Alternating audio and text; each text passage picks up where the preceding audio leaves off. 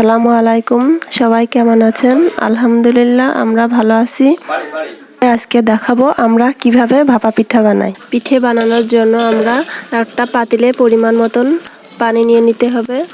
পরে পিঠার ছাঁচটা পাতিলের উপরে বসাতে হবে এবং চারিপাশে আটা দিয়ে আটকে দিতে হবে, যাতে হাঁড়ির কোনা দিয়ে যেন ভাপটা না বেরিয়ে যায়। এই জন্য চারিপাশে আটা দিয়ে বন্ধ করে দিতে হবে। এর উপরে ঢাকুন দিয়ে আটকিয়ে চুলায় জাল ধরিয়ে দেব, আর পানিতে যাতে বলক এসে যায়।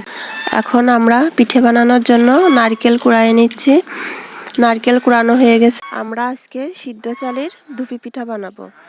আর সিদ্ধ চালের পিঠা বানাতে গেলে চাল যখন মিলের থেকে কুটিয়ে নিয়ে আসি, তখন সেই গুঁড়াটা এমনি সুজি সুজি হয়ে আসে। ওইটা আর মাখায়ে চালনে চালা লাগে না। যারা আলো চালের গুঁড়ার পিঠে বানাবে তাদেরটা লবণ দিয়ে পানি দিয়ে আটাটা শক্ত শক্ত করে মাখিয়ে চালনে চেলে নিতে হয়, কিন্তু সিদ্ধ চালের আটাটা চেলে নেওয়া লাগে না। আর এখন আমরা আটার ভিতরে লবণ দিয়ে আটাটা ভালো করে মাখিয়ে নেব। আটা মাখানো হয়ে গেছে। এখন আমরা পিঠে বানানোর জন্য যে ছোট ছোট ঢাকুন আছে ওইগুলাই গুঁড়া মাখায় নেব, যাতে পিঠে দেওয়ার সময় ঢাকুনে এঁটে না ধরে। আমাদের পিঠে বানানোর জন্য পানিতেও ভাপ এসে গেছে। এখন আমরা ছোট ঢাকুনের ভিতরে চালের গুঁড়া দেব। চালের গুঁড়া দেওয়ার পরে মাঝখানে খানিক জায়গা করে নিয়ে সেখানে পাটালি দেব। পাটালির উপরে নারকেল দেব, দিয়ে আর উপরে আবার গুঁড়া দিয়ে দেব।